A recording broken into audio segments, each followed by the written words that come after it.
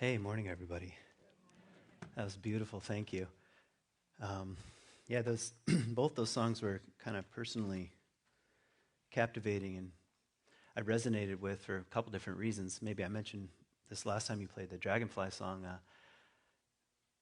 So the very first kind of solo wilderness fast I did was in Capitol Reef National Park, and I was like 9,000 feet among these Navajo petrified sandstone dunes.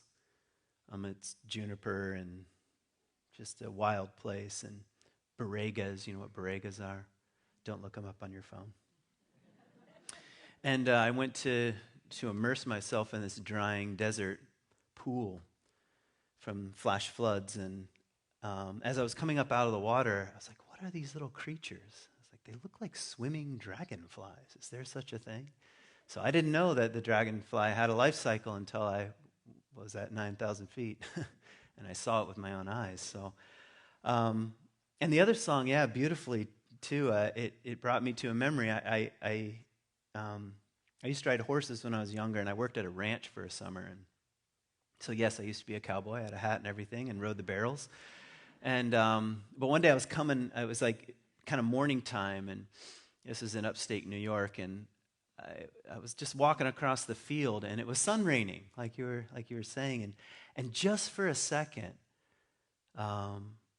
every single drop of rain had inside of it like a tiny rainbow, like a prism, like billions of them. And that was, I don't think I've ever even told that story or thought of it till that song. So yeah, I think I could hear the music of the foxes too at the same time. So yeah, thank you. Charity, what a beautiful meditation, great way to start us off. My question for today, we're on the series of the great questions, is can we move beyond right-left tribalism? And you might want to think about that in light of Charity's meditation, which is your own life cycle is somewhere in a larger pattern here of generations. And so how you live and what you're up to and the kinds of things that you promote and matter to multiple generations here. And so can we move beyond right-left tribalism? No. I'll see you next week. Yeah, I think it's a question worth wrestling about because I'm going to take three approaches to it. I'm really trying to start a conversation here. So I want to talk about it, first of all, from the perspective of brain science. I want to talk about the left hemisphere and the right hemisphere and what the heck is going on. And then I want to talk about it from a psychological point of view, which is what about personality? How does personality weigh into, and what might we need to know about the most contemporary research around human personality that might inform us when it comes to this question? And then I'm going to read a little bit. I put part of the section in your bulletin there from this book called The Coddling of the American Mind. It's a very interesting book about what's going on college campuses, and there's a little section in there about tribalism and just a few little hints about why it's so captivating, and also maybe ways to wrestle with it more intentionally and not feed it. So anyway, that's the terrain I want to cover today. So, okay, so let's begin by talking about the left and right hemispheres of the brain. So we're going to go back to 7th grade, and when you first probably learned about brain hemispheres, I'm guessing, I have no idea, I can't even remember 7th grade, barely. But that's where I want to start. And a lot of what I'm going to share comes from a book called The Master and His Emissary by Ian McGilchrist. I don't know if you're familiar with that. It will blow you out of the water. Anyway, he's been collecting all this data and research around brain science and how the hemispheres work. So first of all, just some very obvious things. The brain is divided into two halves. Now that is weird. Isn't that weird? Like if you were God and you're like, you know what? I'm kind of bored and I'm going to create some humans, I guess, and I'm getting a little tired of the just talking to the Trinity here or whatever. So need a little more action. So so you decide you're going to create human beings, and then just before, you're like, you know what, I'm just going to divide the brain in half and see what happens. And I'm going to give totally different jobs to each hemisphere just to keep things interesting. It's kind of odd. It's unusual. Unless you start to wonder something like, what is the nature of reality? Like, how does the human brain even, how do the two halves of the hemisphere reflect other things that are in the natural world? What kinds of things are in tension? And when I get into the specifics of what these hemispheres actually do, it's interesting that these two things are in tension. And they have different perspectives. You probably know this, but you have two people living inside your head. Now, some of you say, I have a whole lot more than that. Okay, granted. But you have two hemispheres. And they have totally different perspectives on what's true and what's real and how to move and operate. And they both serve a purpose, even though if at times that purpose is in conflict. So in other words, they have a kind of paradoxical function. And it's like, I don't know, right in the center of our existence is a kind of living paradox. You are a living paradox. And perhaps that's also just called life. We move through life through a series of living paradoxes, I suppose. So, okay, what is the left hemisphere? The left hemisphere, if you can remember, is about explicit knowledge, and it's concerned with what it knows. Or we can put in parentheses what it thinks it knows. It's the part of it that says, I know what I'm talking about. And it's much more objective. We would even say, you might want to use words like rational, but we'll put that in quotation marks, because you'll see why in a minute. It's the part of us that can abstract, like pull things out, make abstract statements or claims about things. Now, if you think about it from an evolutionary point of view, is this needed? Yes. It's the reason why you're here, why Homo sapiens have survived the many millions of years of evolution. It was not a guarantee, you could say. Okay, it also recognizes parts. So the left hemisphere of the brain recognizes parts. It likes to divide, in other words. This part, this part, this part, this part, that sort of thing. And it also likes to deconstruct, which is virtually the same thing. Recognizing parts gives us the capacity to pull things apart and deconstruct. Which you could also, inversely say, it can also help us construct things. If you can see the parts, you can rearrange them. And now, these are all necessary and needed. Guess what? I'm not going to say the left brain is better than the right brain, and we're all going to get I'm left brain only T-shirts, And no, it doesn't work that way. You'll see, but it has its place in human life. Okay, it also is the part of us that controls language and speech. Pretty necessary. What I'm doing right now is a left brain activity. And part of what's happening in you as you're listening to me is your left brain is computing the parts of speech and recognizing it and understanding it, at least to a certain degree. It's the part of us that is involved in explicit communication, being very clear about what we're saying. Okay, explicit communication. It's also able to theorize. And I already said this a little bit, and it likes to see the parts of things. In other words, it doesn't tend to see the whole, just the parts. Okay? That is the left hemisphere. And if that gets damaged, and it can be damaged in a variety of ways, you can see the problems that it's going to create. You're not going to be able to do these things. And it's not because, of some, psychological defect. No, it would be a brain defect. You would be unable to communicate in these various ways. You'd be unable to see the parts of things.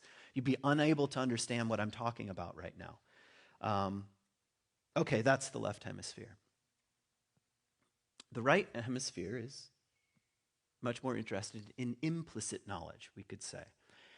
And it's also concerned with what it experiences. Like we're listening to music here, you're having a certain kind of experience. Well, the right brain is firing up here, and it's saying, ooh, what kind of experience is this? What kind of experience am I actually having? And I'll just go ahead and give you, this is part of what Ian McGilchrist says in his book, and definitely it's true. We live in a much more left brain society, all the things that I just read. We tend to prize and highlight that and emphasize that. And even education is built around. If you've seen the move towards STEM education as the real education, that's the left brain saying, we're the best, okay? And we got to get away. We got to get to real concrete things, STEM, got to see the parts, all that sort of stuff, okay?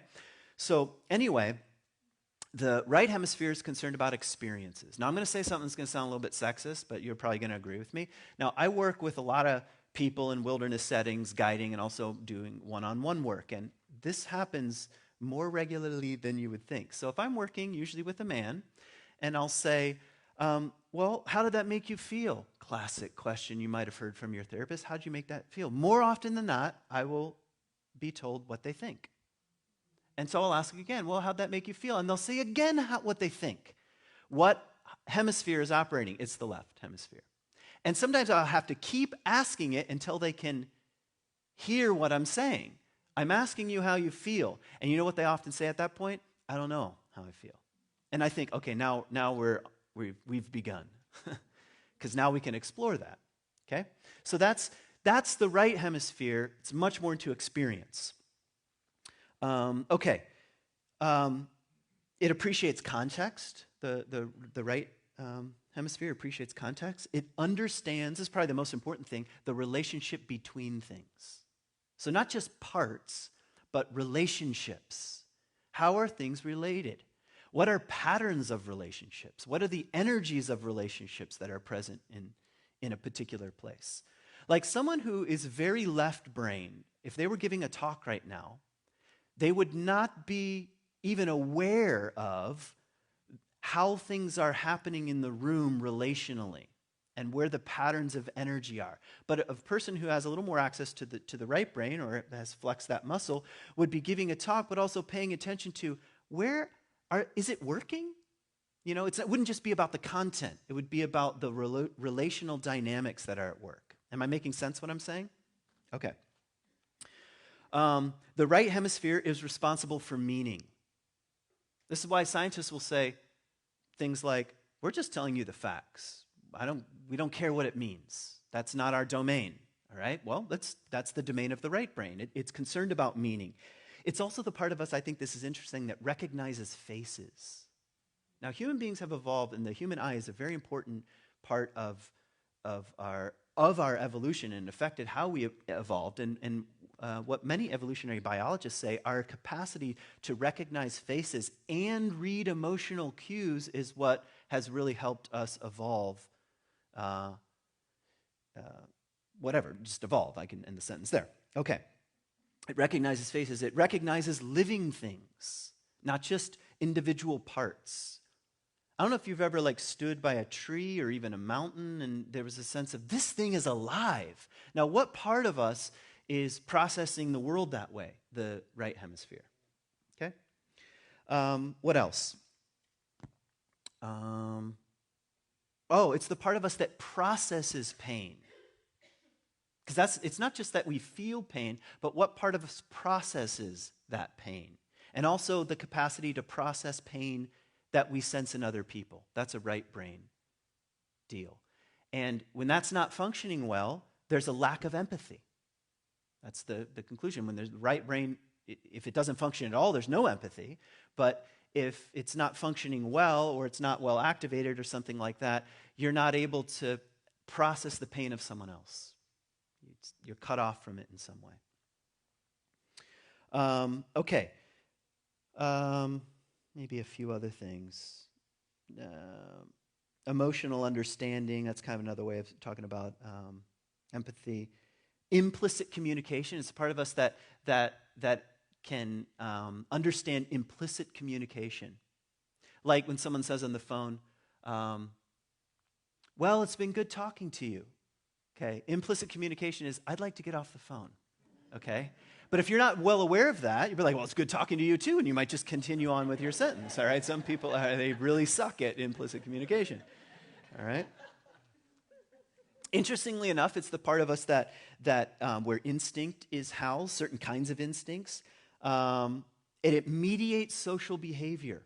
That's very important. It mediates social behavior. See, a left brain, which might be much more into the rigid rules, well, the right brain can mediate between things. So saying, okay, this and this. It's a little complex. Well, what is that capacity to mediate? That's the right brain. Okay, and most importantly, it sees the whole. It sees the whole. It's much more interested in this larger, holistic vision of what's true and what's real. And it's emotionally receptive to music. All right? That's why you get the chills listening to things. That's not the left brain's like, I don't know what's going on. The right brain is like, finally. Okay? In other words, it houses our capacity to feel and understand and experience beauty. All right? That's the right brain. Okay, so now, Ian McGilchrist talks about this study in here by a guy named Raman Chandran.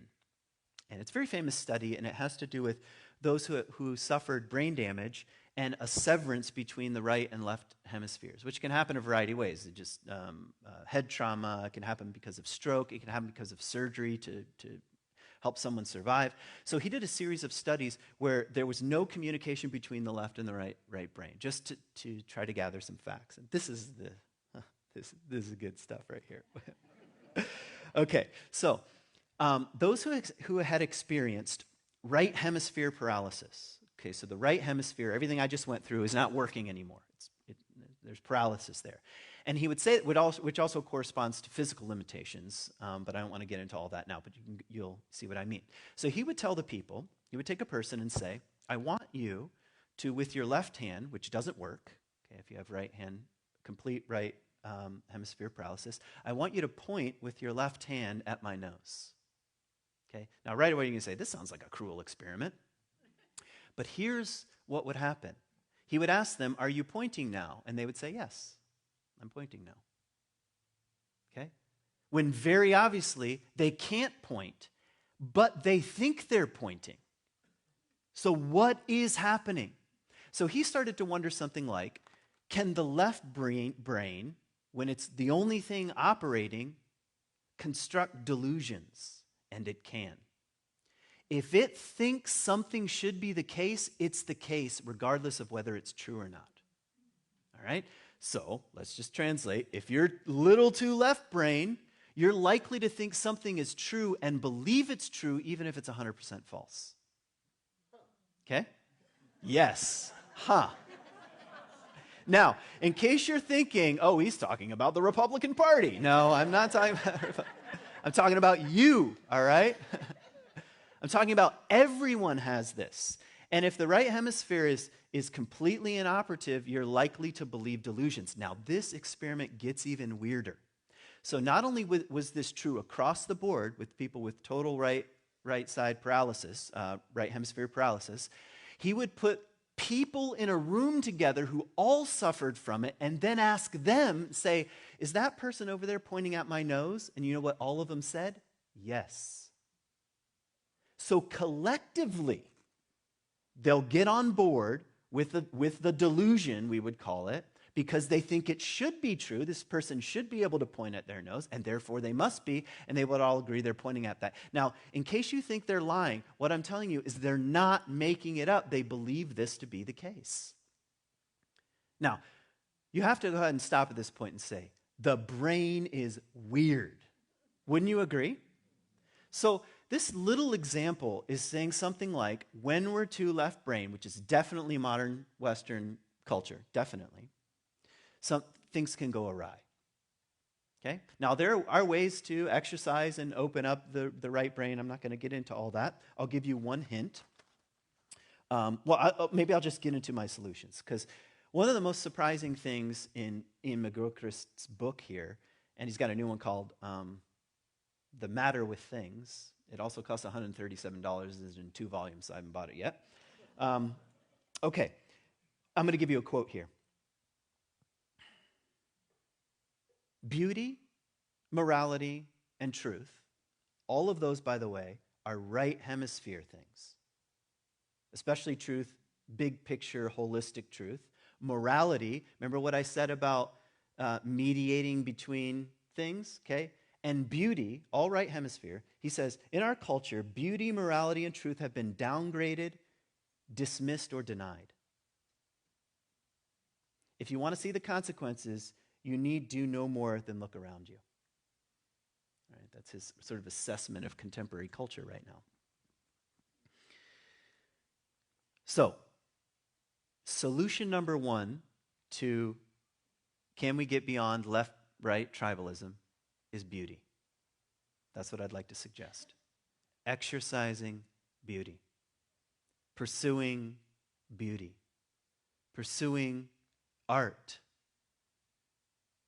It helps open up the side of us that mediates between things and is less tribalistic. Yesterday I went to a concert. All right, went to a concert outdoors. I didn't know what people believed unless I had a very obvious T-shirt on, you know.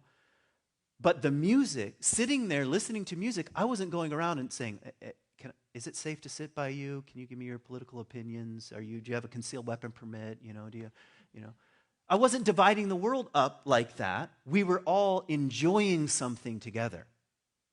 The experience of beauty helps lessen those capacities in us which are needed and necessary, they're not wrong, to divide between parts, deconstruction, us versus them, all the things that the left brain is very good at. Am I making sense? Now, I know I sound like a hippie for a moment, that beauty can save the world, but I'm telling you, that's what the brain science says. And we shouldn't underestimate it. And when we don't invest as a culture in things that are beautiful, we're in real trouble. If everything is just utilitarian and disposable consumer crap, we're deprived. We're deprived of beautiful things. We're deprived of beautiful music. Everything we're suspicious of, they want to sell us something, So it's like, this is not faring very well. Cultures that invested in beauty were rich, so to speak, but not necessarily materially, but enriched lives. And the brain science is saying, believe it or not, this helps lessen tribalism. It helps lessen the dominance of left brain thinking. Have I made sense? Solution number one, make something beautiful. Make your house beautiful. Make one room beautiful. Make your garden beautiful. You want to go the next step? Make a public space beautiful. The other day I was biking, and there was like a stretch of land downtown somewhere or whatever, and the community had put up like these massive community gardens, and it looked beautiful. And I thought, this is good. When I lived in Heritage Hill downtown, all the neighbors got together because there was this big parking lot that was just gross. Now, it served some purpose. That's where I taught my kids how to ride a bike, but I could do that somewhere else. But as soon as the community pooled their own money and convinced the city to pitch in something and made a park, the whole neighborhood was transformed. And that helps the right brain, that it can finally breathe again. And you're less likely to be suspicious of your neighbors when you're not living next to a gross, nasty parking lot. Believe it or not. All right? Okay, so that was point number one. Okay, I'll make the other point shorter. Point number two. Let's talk about the Big Five personality test. All right, Big Five. So now we're going to shift from brain science to personality. So I don't need to go through the whole thing. I mentioned little bits and pieces about it before. It's the most contemporary sort of universal personality test. It's a little like the Myers-Briggs, but it's pared down a bit, and I think it's more useful in some ways. Okay, here are the Big Five. And when you take the Big Five, which you can go online, you can do it for free. I mean, there are better versions and worse versions, but you would get the basic sense for it if you did it. You get a number. So each of the words I'm going to mention, you're somewhere on a scale. All right? So here are the Big Five. Openness, conscientiousness, extroversion, agreeableness, and neuroticism, my personal favorite. Okay? So the Big Five, yeah, so you get a score. Everybody is all of these things, but to various degrees. All right? And the combination of those things more or less make up your personality. And your personality can change. Like over time, you might score higher or lower on things based on experience or whatever, things that happen to you or just basic growing up, who knows. So, the things I want to focus on right now, I'll do some defining of the terms. Openness is not exactly what it sounds like. Like, well, I'm just open to all religions, okay? It's much more about how you're processing reality. Like if someone comes into your space, like let's say you've been renting a space for a long time, and another group comes in and decides to rent the neighboring space, just imagine theoretically, and your immediate reaction is, nope, then you're probably not going to score all that high in openness, believe it or not, okay? And that's part of your personality. That's not a moral defect or anything. It's just partly how you're shaped, your disposition in the world, all right? Conscientiousness, well, this is exactly what it sounds like. Do you follow through on things or not? Are you conscientious? If you stop at a stop sign and like a four-way stop, and even if you were there first, you still insist on the other person going, you're like, oh, go ahead. You're probably more conscientious, all right? Me, I'm just going to go. I mean, it doesn't matter if I was there first or not, or if I even stopped, all right? Extroversion, most people are familiar with this, but what's interesting about it is just a scale of extroversion. It's not, introversion is the corresponding sort of other side of this, but it's just measuring extroversion. And that's also about processing reality much more than like, I like to go to parties. But anyway, agreeableness is, well, how agreeable are you? Like, let's take the former president of the United States, guarantee you, he is very low in agreeableness. All right? And a lot of people are. It's not necessarily a moral defect. He's just low in agreeableness. Other people are very high in agreeableness. Like, where do you want to go to eat? I don't know. I was thinking we could get burgers. Well, I was thinking pizza. Oh, yeah, I was thinking that too. That sounds good. It's a very agreeable person. Okay. And the final thing is neuroticism. And that's just, in this case, we can take it to mean how affected you are by negative emotion. That's really what neuroticism is. Everyone has negative emotion, but people who are high in neuroticism carry it much more fervently and longer than people who are low in neuroticism. Like I'm low in neuroticism most of the time. So if someone criticizes me, it's not going to ruin the rest of my day really even. But other people, it can ruin the next 5 years. All right, because they're higher in neuroticism. And I know people say neurotic, but just all I mean is negative emotion here. Okay, so one of the interesting things that's coming out of the research, and I'll be very brief about this, is guess what? If you're relatively high in openness, which I am very high in openness, your political disposition tends to be more liberal. If you're low in openness, it tends to be more conservative. That is a personality thing. And these things are roughly split down the middle. Now, all this time, I thought we were playing a moral superior game, where I have these views, I'm morally superior than you. It turns out that much more of our political persuasions, or disposition is probably the best way to say it, is rooted in personality. Now, you can't go line by line. Like if you're high in openness, you have this particular political position. It doesn't work like that. It's just a disposition. That's all. Here's another thing. If you're low in openness and you're very high in conscientiousness, you're almost guaranteed to be a conservative because you're very conscientious and you're concerned about tradition and you're concerned about doing things right. And you're low in openness, so you're not that interested in whatever the latest thing is. I'm telling you, that's a personality thing.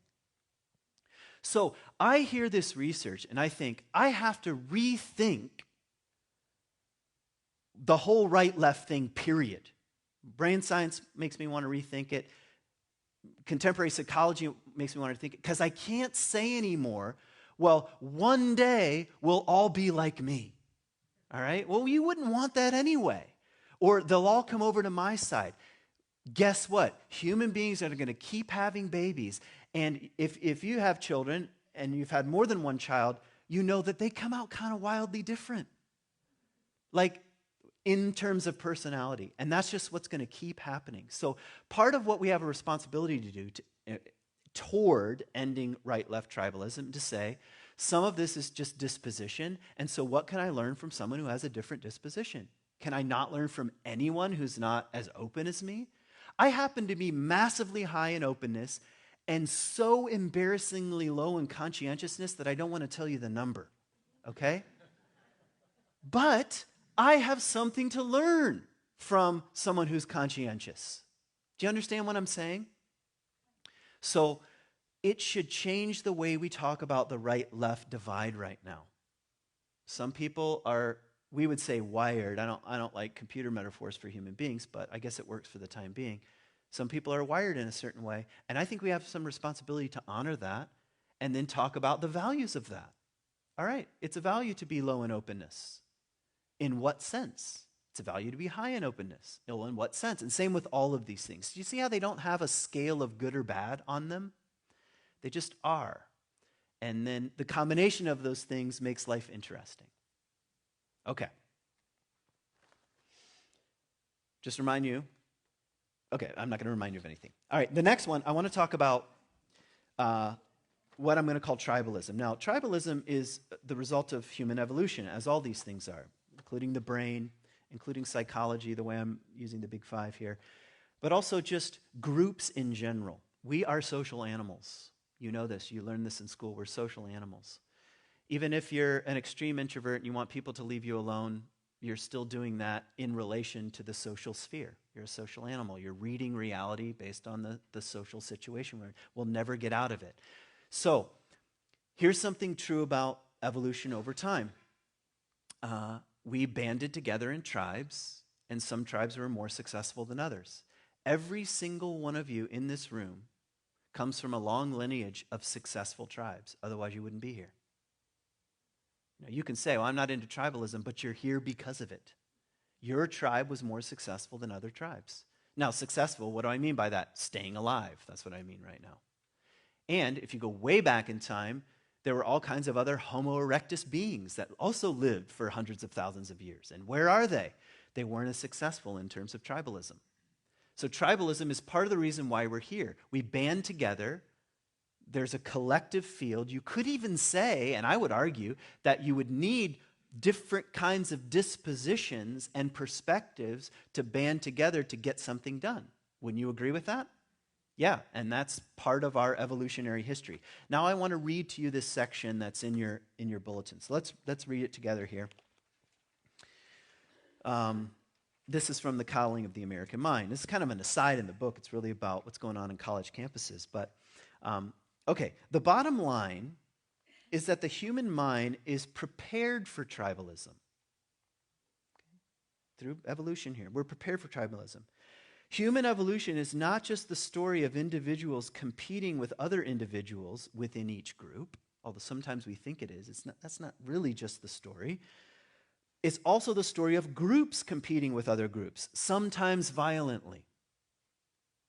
We are all descended from people who belong to groups that were consistently better at winning that competition. Now, I want to pause here for a moment. If you've ever been to, like, a grandkids' t-ball game and they won, you felt good. All right? You're like, yeah, we beat those other kindergartners. Seriously, you cannot help it. I would say there's something wrong with you if you don't feel that, you know? You want your grandkid to win, hit the ball and get it over the fence. Amazing, all right? That comes from evolution, all right? It's part of the reason why you're here.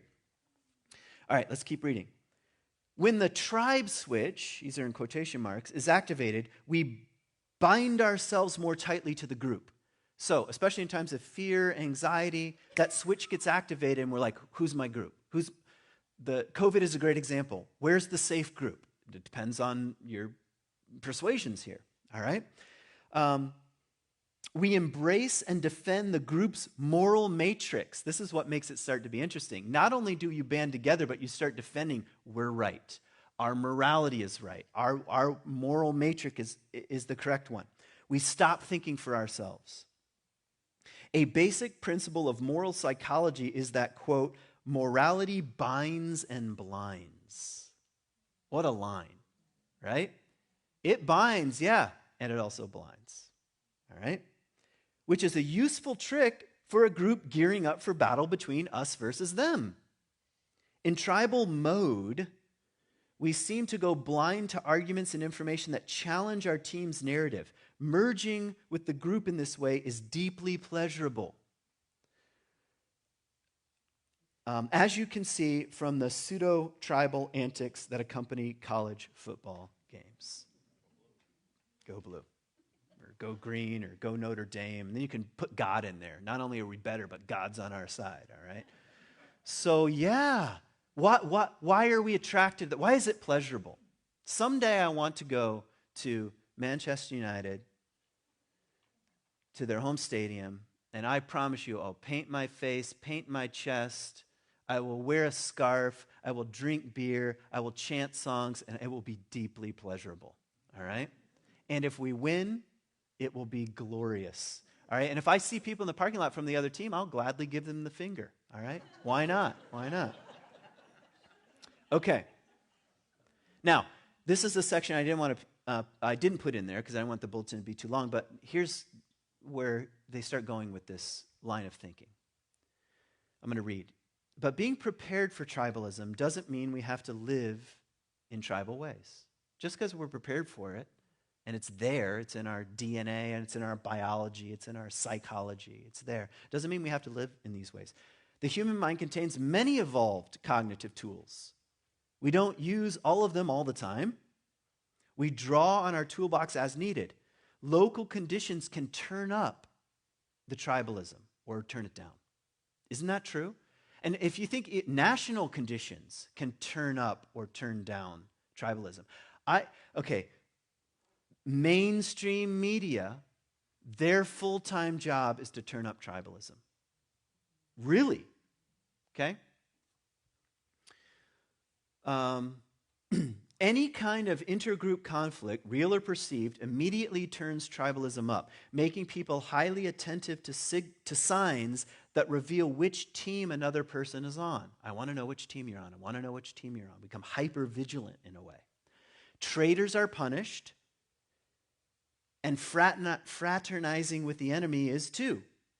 Conditions, here's, I think, a key sentence. Conditions of peace and prosperity, in contrast, generally turn down the tribalism. All right? People don't need to track group membership as vigilantly in times of peace and prosperity or when that's being promoted. When a community succeeds in turning down everyone's tribal circuits, there is more room for individuals to construct lives of their own choosing. Isn't that fascinating? So you can construct a life of your own choosing by turning down some of those mechanisms of tribalism. Otherwise, you're then captivated by group energy, and the self, the individual, is lost somewhere in there.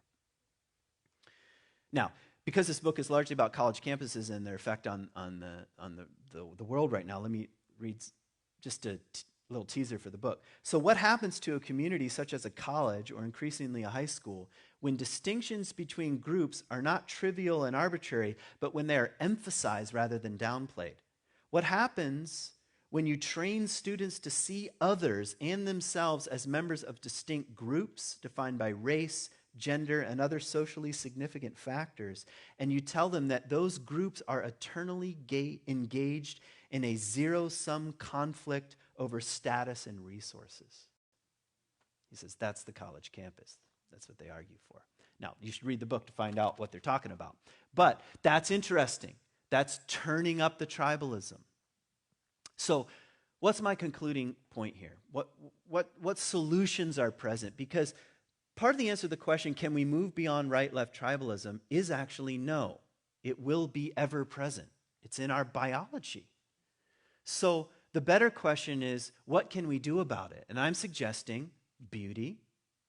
I'm saying rethink personality, get to know your own personality, and get to know the way we function psychologically. It might change the way you treat your neighbors if you start to understand, hey, there are some personality differences here, and there's some value here. Okay? And the third is really a question that maybe is coming up out of Charity's image of the butterflies flying somewhere. What are we doing right now to turn down tribalism by our own rhetoric and promoting what they call peace and prosperity? When you work toward basic things like peace, prosperity, well-being for yourself and others, that knob starts to go down. But what we think in times of anxiety, and there's tension between groups, is our immediate reaction is to crank up the dial. saying, I see what it is. Let's go toward us versus them, and then we're going to be victorious. You know? Let's take what happened with Trump and Biden. Trump lost, okay, the election, and Biden won the election. And probably many people thought, well, it's over. Okay, that's over. We won. Or the other side would say, we lost. Well, guess what? Next year there's going to be another round of this whole thing that we call voting, all right? And what's happening is that every time we're faced with conflict, you and I, or the institutions that we're a part of, or groups that we're a part of, are looking for ways to crank that dial of tribalism up. And guess what that's going to lead to? More tribalism. And guess that's what's going to lead to, according to evolutionary biology here and tribalism, that leads to violence. That's where it goes. And we don't need more of that. So I think you can ask yourself, what am I doing to turn tribalism down? I think, and you can do so with your rhetoric. That doesn't mean that you can't have an opinion about things. Of course you can have an opinion about things. And you can be interested in promoting well-being and prosperity and peace and a culture and a neighborhood and a garden that is for the benefit of as many people as possible. Have I made some sense? All right, thanks for listening.